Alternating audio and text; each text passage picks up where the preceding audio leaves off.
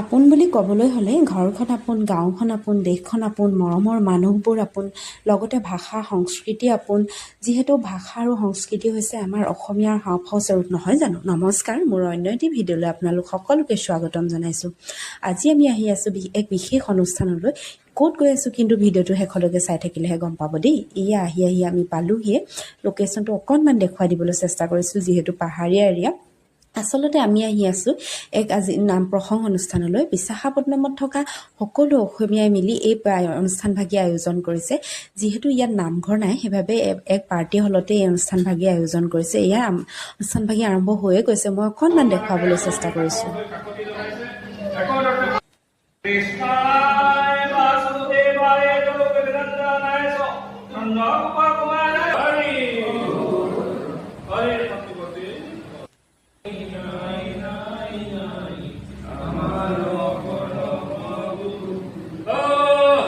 এইফালে দেখিছেনে কি ধুনীয়াকৈ শৰাই সফুৰাই সজাই বন্তি জ্বলাই খোল, ডবা, তাল সকলোবিলাক তেওঁলোকে নিখুঁতভাৱে আয়োজন কৰিছে।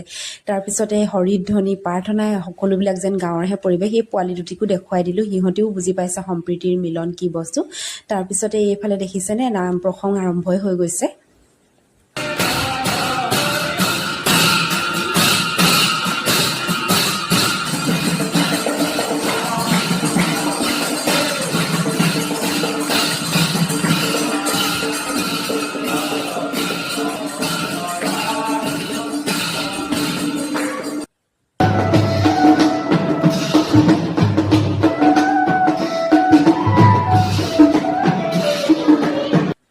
এইফালে আইসকলেও দিহানামেৰে অনুষ্ঠানটি আৰু বেছি মুখৰিত কৰি তুলিলে।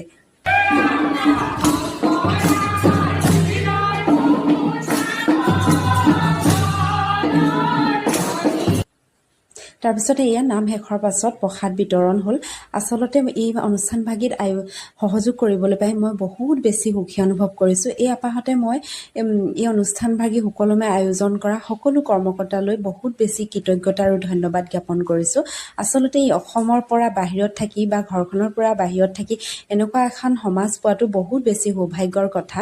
আৰু এনেকুৱা ভাগ নামত সহযোগ কৰিবলৈ পায়। লগতে ইমান ধুনীয়াকৈ কৃষ্ণৰ গুণানুকীৰ্তন আৰু কৃষ্ণৰ চৰণত এইভাগী সেৱা জনাবলৈ পাই মই বহুত বেছি সুখী আৰু শান্তি অনুভৱ কৰিছোঁ। এয়া নামভাগী শেষত সকলোবিলাক যাবৰে হ'ল। মই সৰ্বশেষত এইটোৱে কথা ক'ব বিচাৰোঁ, এনে এভাগ অনুষ্ঠান আয়োজন কৰাটো কিন্তু বহুত ডাঙৰ কথা। ইমান ধুনীয়াকৈ নিখুঁতভাৱে আয়োজন কৰিছে।